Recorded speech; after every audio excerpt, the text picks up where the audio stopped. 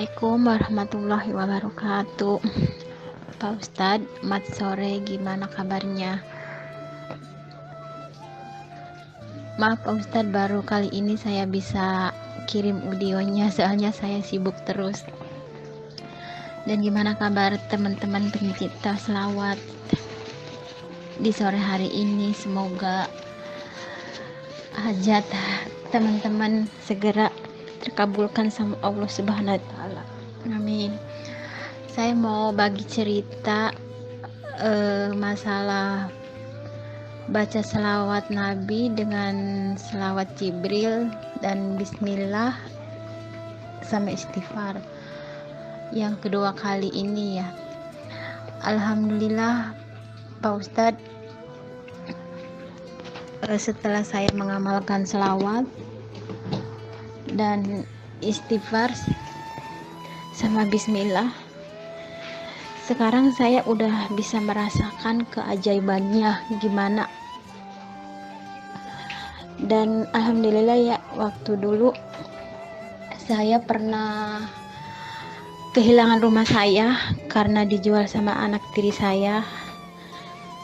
Dan waktu itu saya setiap diuji sama Allah, saya tidak menyerah dan saya bilang, alhamdulillah ya Allah, terima kasih. Begitu sayangnya Allah sama hamba. Seringkali aku diuji dan banyak cobaan, tapi saya nggak putus asa. Saya nambah semangat. Insya Allah mudah-mudahan kedepannya rezeki saya lancar. Setelah itu ya, saya sering sholat malam, saya baca istighfar 500, Bismillah 376,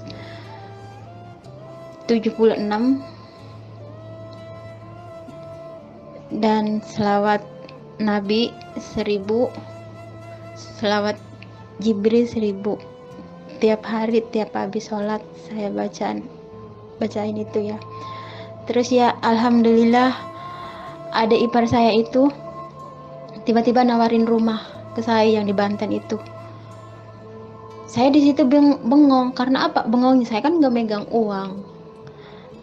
Terus adik ipar saya begitu kuku gitu ya, nawarin rumah itu. Saya bilang emang mau dijual berapa? Kata dia, ya udah teh, katanya saya mah katanya nggak neko-neko deh, katanya bayarin aja, minta 300 juta gitu ya. Kan katanya dulu abah kan bikin rumah ini habis 0,5 M gitu ya. Terus kata saya, kalau segitu saya nggak punya uang dari mana? Saya juga di sini. Berapa sih kerja di Taiwan gajinya? Ya terus dia kan itu terus gimana ya, saya di situ udah nyerah. Ya udah kalau gitu kamu tawarin aja deh ke orang lain, soalnya teteh nggak sanggup harus bayarin rumah seharga 300 juta. Nah udah habis telepon ya, ada ipar habis telepon, saya ngamalin selawat Nabi, dapat 1500 gitu ya. Terus saya itu meminta sama Allah, ya Allah, kembalikanlah rumah saya yang dulu pernah dijual sama anak tiri saya. Dan ya Allah, kembalikanlah uang saya. Waktu dulu saya kerja keras dari Arab Saudi sampai mencapai 250 juta, uang saya habis lenyap, dirampas sama anak tiri saya, tapi saya ikhlas ridho, nggak apa-apa. Mungkin itu bukan milik saya, mungkin Allah tidak tidak mengizinkan dan tidak meridhoi bahwa rezeki itu bukan rezeki saya. Saya lepas, saya kasihkan rumah dulu sama anak tiri saya. Silakan. Setiap sholat saya berdoa sama Allah, kembalikanlah rumah saya dan kembalikanlah uang saya, rezeki saya, kedepannya mudah-mudahan lancar dan umur saya dan saya sehat panjang umur. Setelah itu saya suka apa namanya, suka puasa hari Senin dan hari Kamis, hari Jumat. Saya rutin tiap minggu puasa sunnah. Tapi ya alhamdulillah, berkat doa-doa saya, mungkin dorongan doa suami saya, doa ibu saya, dan keluarga saya juga ya. Ya alhamdulillah sekarang udah ada keajaiban dan udah ada berintis sedikit-sedikit rezeki saya itu lancar. Terus suami saya itu waktu bulan kemarin dapat rezeki 7 juta. Ya mungkin dia dari teman-temannya ya, mungkin kan teman-temannya suka minta dibantu urusan apa aja sama suami saya. Ya alhamdulillah ya, itu juga rezeki dari Allah. Dan suami saya itu sering ngebagiin makanan atau uang ke anak yatim piatu tiap minggu. Suami saya bagi-bagi rezeki. Terus saya minta, terus suami saya bilang gini sama anak yatim, terus sama pesantren gitu, doain istri saya ya di sana yang kerja di Taiwan, mudah-mudahan rezekinya lancar, majikannya baik, dianya sehat, panjang umur. Saya minta doanya gitu. Ya alhamdulillah sekarang saya udah bahagia gitu ya. Udah bahagia semenjak sama suami ini. Rezeki saya lancar dan sedikit-sedikit saya udah punya tabungan. Ya alhamdulillah, itu juga mungkin rezeki dari Allah ya. Semenjak saya mengamalkan selawat Nabi dan selawat Jibril, Bismillah, sama istighfar, alhamdulillah Pak Ustadz, ada manfaatnya buat saya. Saya sekarang nambah semangat karena gimana ya? Karena saya udah udah deal. Saya udah membeli rumah. Adik ipar saya telepon lagi. Udah itu telepon lagi. Teh gimana? Katanya jadi enggak rumahnya. Terus ya aku bilang, aku nggak punya uang kalau seharga segitu. Ya terus katanya maunya berapa, kata ibu gitu. Ini kan ada ibu. Nah terus saya di situ kan telepon dulu sama suami. Terus suami bilang, ya itu terserah mama mau itu nawarnya berapa.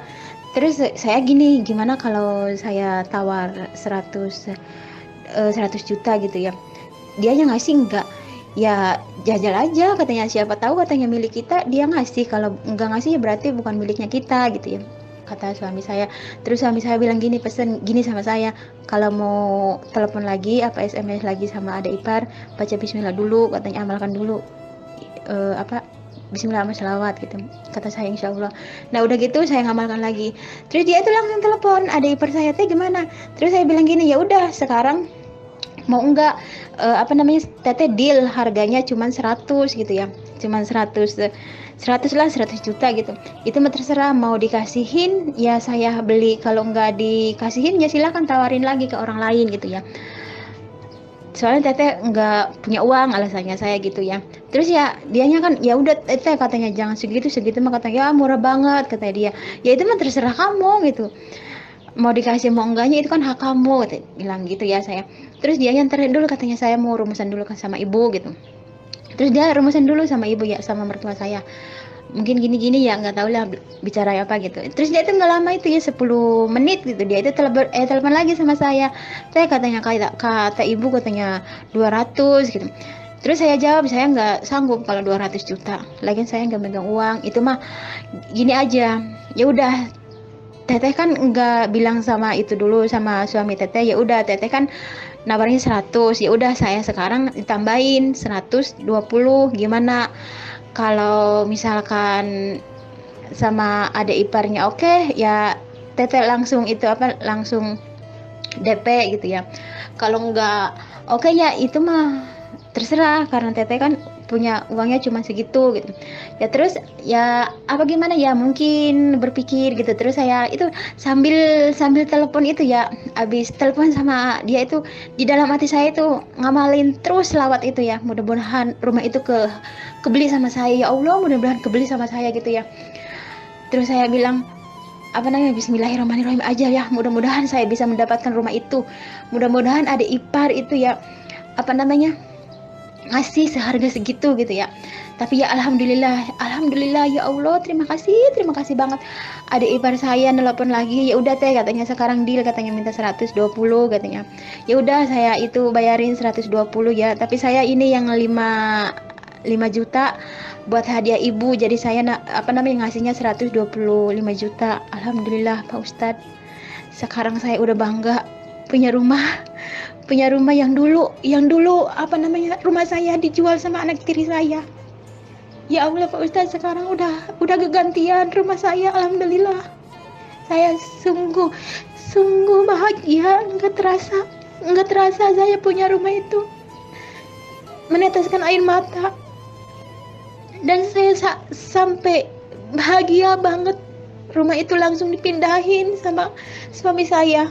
Terus saya di situ apa namanya nyuruh sama suami saya gitu ya, saudara-saudara, tetangga-tetangga sudah pada ngaji semua, bagi makanan gitu buat anak yatim piatu, bagi uang. Terus saya apa namanya waktu Lebaran kemarin itu beliin sarung ya buat orang-orang yang nggak mampu, beliin sejadah gitu, dibagi-bagi ya. Ini apa namanya rezeki dari saya bersyukur alhamdulillah, karena saya sekarang udah apa nih ya, udah ada perubahan rezeki saya, alhamdulillah lancar berkat baca selawat Nabi dan selawat Jibril. Alhamdulillah saya bangga sekali, saya senang sekali, saya sekarang udah punya rumah, dan insya Allah mudah-mudahan tahun depan saya bisa membelikan rumah buat anak saya. Cita-cita saya ingin punya rumah 2, buat saya 1, buat anak saya 1. Mudah-mudahan doa-doa saya dikabulkan sama Allah. Ya Allah, terima kasih banget atas semua rezeki yang Kau berikan sama hamba. Saya sungguh terharu karena saya udah bahagia, udah punya rumah, udah punya apa namanya tanah 1/2 hektar. Sekarang lagi ditanam cengkeh sama pisang. Ya Allah, ini semua hidayah dari Allah. Yang dulu saya sengsara 4 tahun, saya tersiksa waktu sama suami yang dulu, saya sering disakitin sama anak tiri saya, tapi saya alhamdulillah saya kuat. Alhamdulillah ya Allah Pak Ustadz, terima kasih banyak atas ilmunya. Semoga Allah membalas kebaikan Pak Ustadz. Segini aja dulu Pak Ustadz testimoni dari saya. Bukannya saya mau pamer harta, bukannya saya ingin pamer rumah, saya enggak ya. Saya cuman hanya bersyukur sama Allah atas rezeki yang Allah berikan sama hamba. Saya pesan buat teman-teman pencipta selawat, semoga hajat-hajat teman-teman cepat terkabulkan. Jangan lupa sering sedekah dan sering ngasih anak yatim piatu. Itu yang paling mujarab doa dari anak yatim piatu. Usaha kita lancar, karena saya udah merasakan sendiri. Waktu dulu saya belum pernah ngasih makan, ngasih apa aja ke yatim piatu. Usaha saya seret, tapi alhamdulillah sekarang berkat saya ngasih makan, ngasih pakaian sama anak yatim piatu, sama orang-orang yang nggak mampu. Alhamdulillah rezeki saya sekarang lancar. Emang Allah maha adil, Allah maha sayang sama orang-orang yang sabar, yang kuat, yang tabah. Segini aja dulu Pak Ustadz testimoni dari saya. Insya Allah mudah-mudahan saya bisa nyambung lagi testimoni yang ketiga kalinya. Assalamualaikum warahmatullahi wabarakatuh.